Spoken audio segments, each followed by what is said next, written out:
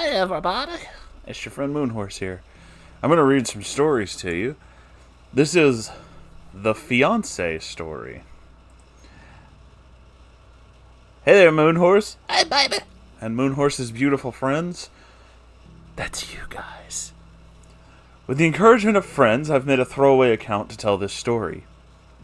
I know it's my choice, but if I don't say it now, I never will. Please exercise caution and discretion in reading this. It contains explicit sections and repeated assault and abuse. Oh my goodness. There's a little backstory.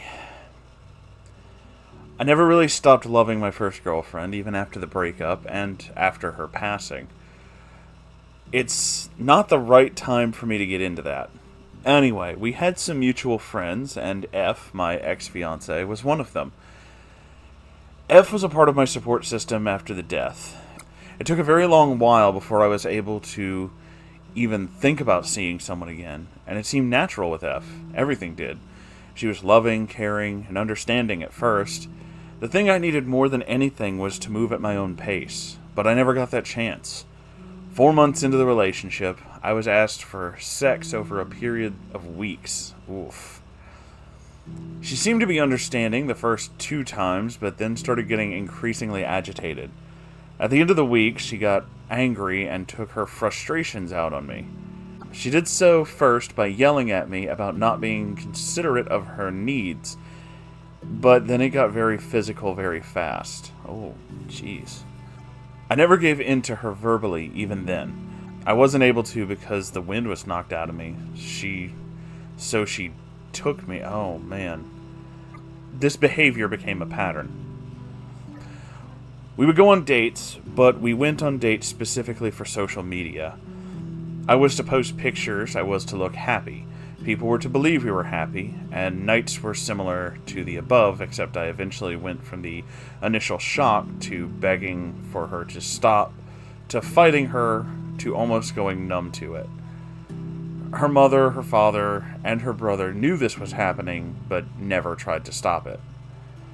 My mom and dad would lift my arms if a bruise or something else was visible, and I blamed my sensitive skin. I do have extremely sensitive skin, but my parents didn't press me. My godsend was the fact that I could go home to my parents, even if I was being texted, to escape to my room and cry until I couldn't. This was almost my everyday. She'd always try to work her way into any plans I might have with my parents and friends. If she couldn't come with, I got angry texts and empty threats that would ruin my day. If I didn't answer for any extended period of time, or God forbid turn my phone off, location tracker, I was cheating. I was the worst girlfriend ever. The only reason that she was doing this is because she loved me. I was being unreasonable. She was going to tell all my friends that I'm a cheater and that I violated her, that my injuries were self-inflicted, to make her look bad, that I'm useless, that I'm ugly, that no one will ever love me. This is also what she would tell me while forcing me. Fuck. I believed her every word. If I ever had a genuinely enjoyable time with anyone and she wasn't around, that was cheating in her book. I was scared of being happy around my friends and people I love, and they worried about me. If anyone developed a crush on me and she knew about it, that was somehow my fault too.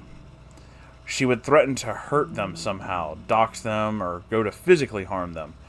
She had done that a few times and sent me photo evidence to prove that she would do it again. She proposed to me among a group of my friends 8 months into the relationship. The grip of her hand told me that if I didn't say yes, something was going to happen. I broke down on the spot, and F grabbed me, making the excuse that I was overwhelmed and happy. My parents gave us a lecture about an early engagement, but eventually left it alone. Things calmed down a little after the engagement. I didn't get hurt as often. I was even allowed to ask for affection every now and again, when she and I were alone, without having to go all the way. She gave me a plush bear to help me sleep, because I get nightmares a lot. I got attached to it in the sense that it really did help me sleep calmly. After having it a while, she took it away from me. I only found this out after asking about it. I was scared that I might have lost it.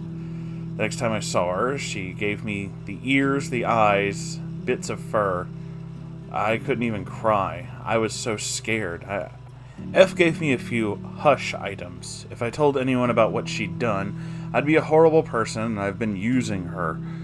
These things were a small loose-leaf tea set with an infuser and a turntable with a vinyl.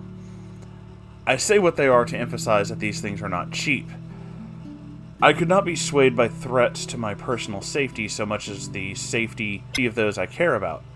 The material things added to a guilt factor. Another reason I couldn't leave was because I had no idea what she was capable of. She'd taken to starting text fights whenever I said something she didn't understand. These really started picking up 10 months in when I was to sing at a recital. One French aria and one show tune.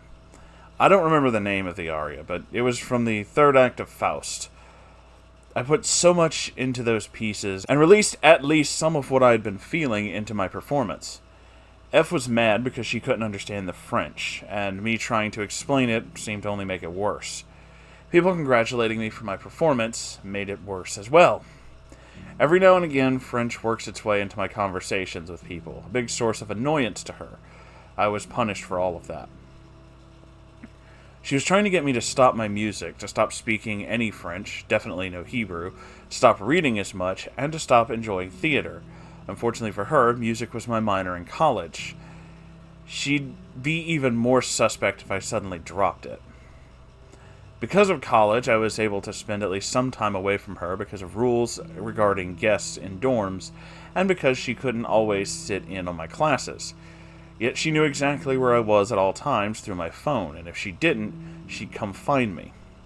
College also meant, at least for me, my parents couldn't be around as much. I couldn't escape her that way anymore. Every now and then, they'd drive into town where I was, or I'd go to them for breaks. F would sleep in her car in a public parking lot if she wasn't allowed in my dorm overnight. As you can tell by this point, she made near certain that she and I spent every moment as possible together. The injuries got harder to hide, and my friends came forward to express their concern. It wasn't like I was past the point of reason either. I didn't tell them because I was scared. My godsends were work, schoolwork, my friends who I had to keep appearances with despite them definitely knowing something was wrong, my parents, and to a lesser extent, my single dorm. Then came the big text fight. I was getting ready to meet with a group for a class project, or in F's world, cheat on her. F was prepping to drive down from her mother's for the weekend. She went on and on about how I was going behind her back, whatever, but then she made a big mistake. She tried to tell me that my first girlfriend never loved me and that I never loved her. I started shaking and I felt my face flush. No one could ever tell me I didn't love my angel, and there was no way she didn't love me. We didn't break up because we stopped loving each other. There were other things going on, and F knew about that. I could lose everything, and my girl's love would keep me going, and F was not going to take that from me. I didn't want to give her the satisfaction of knowing what she did, so I just replied, "Goodbye." Still shaking, I went to my meeting, meanwhile feeling my phone going off the entire time. It turned out that my friends were prepared. Not getting a response from me for over an hour meant that she tried to contact them, harassing them. Each person blocked her as she did, and she never doxed them or went after them so far as I know, thank goodness. A few people contacted me about it, and I explained, without telling them exactly what happened, leaving was necessary. Then called F's mother's cell phone. I'm not sure why it seemed like a good idea, but it was. It was what tipped me off to the fact that she and everyone else in the house knew. It went to voicemail. She texted me immediately after, asking what was going on, and I provided screenshots, and she responded with, "Will you let me help you?" F's mother, to start, first helped me talk to my parents about some of this. To make what's already a long story shorter, I have restraining orders against my ex-fiancée that her mother and my parents helped me to get. And it took longer than it should. Campus police were told that if they ever caught her on campus, she would be forced to leave. I've moved since then, and here's hoping she never finds me. That's all. Thank you. I really can't say any more right now. That is... Holy shit, man. That is a hell of a story. Um, I really, I really hope that nobody else is gonna have to go through this, and I'm so sorry that you had to. Uh, Fuck. Abusive relationships are, they're 100% shitty. That much is for damn sure. I, in a weird way, I can kind of relate. I had an ex, and I think I've attempted to tell this story many times. I don't remember if it ever made it into an episode or not, because usually when I tried to tell this story, I just couldn't. So I was too embarrassed or upset. So yes, I had an ex who was kind of like that, actually. She was deeply controlling, hated pretty much everything I did.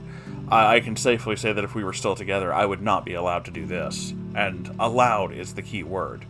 It was less like we were dating and more like I was property, and I was to obey whatever commands that I was given. And when I didn't, I would be punished for that. There would be nonsensical fights, screaming matches, just the usual. And much like how you described, my friend, who shall remain nameless per your request, she demanded to know where I was at all times as well. I think the only reason I didn't have to worry about someone using an app to track my phone is because at the time all I had was I think it was like a $30 track phone, because that's all I could afford. I was really broke, and you can't put stuff like that on those. They're just cheap and not really made for that. So she couldn't do that, but she would demand that I respond to every single thing and needed to know where I was 100% of the time, no matter what. And if I so dared to ever try to go somewhere with friends or do something fun, she absolutely hated that. Like, to put this into a little bit of perspective, I was not allowed to go anywhere with friends, even though she was in another state. I was just supposed to sit at home and obediently wait until I was allowed to talk to her. Eventually, the thing that split us up was, I would love to say that it was much like your story. I got help and was able to pull away from this. That's not what happened. She got sick of me. I was no longer useful and fun. I was no longer a purposeful object. So she vanished for about a year and a half. And then eventually, after getting over my depression and realizing that I do have self-worth and my self-esteem is valid, and that I'm not just, trash, I started talking to other people, and eventually I met someone. And it was only after I went through changing some things on social media that I realized that she actually was still following said social media, because I didn't know that. And I had changed all my stuff to being, like, oh, I'm single. And out of nowhere, I get a message saying, so since when are you single? And I was like, well, I didn't know where you were for almost 2 years. Like, well, I don't know what to say. I'm pretty sure you were done with me. Like, well, I wasn't, but I am now. Thanks for that. Again, even at the end, when I haven't heard from you in almost 2 years, it's my fault that you ignored all of my messages. That if I had not gone through a point of growing and understanding, that would have hurt me. But I changed. And I don't care. Because it's not about you anymore. And I'm tired of living for that. I decided to do something different. And now I have wonderful friends. You guys, actually. And my life is a lot better. So, I guess the point of sharing that story is to kind of share in the same way that our anonymous friend shared. So that if you're in a situation where somebody, is just this kind of fucking horrible, is this much of an asshole, talk to people. Don't try to, don't wait for this to just get better. I did, and it took a lot longer than I'm willing to admit. I don't really want to say how long, because that's... ugh. But it took a lot longer than I wanted it to, and it basically stunted a large portion of what I now realize could have been years that I could have been working on this. And that good things could have come out of this. That I actually could have had more time to do things. Toxic people can destroy portions of your life. They can take time away from you. They can ruin shit. Just don't let them. I know it sounds, it sounds dismissive and, just don't let them. It's like, no. The biggest thing is you have to be able to say no. And no is one of the hardest words to say. I know. It takes a lot of getting used to it. It's not easy. But you can do it. And no is how it starts. And then you can push back and you can get out of that situation. And if you need help, there's no shame in that. There's no reason to be afraid. Always, always know that there's someone there for you. I love you guys, and I really want you to take care of yourselves out there, okay? This is a hard story, and the world is a very scary and dangerous place. But just know that you're not alone, alright? I'll see you guys in the next video. Bye.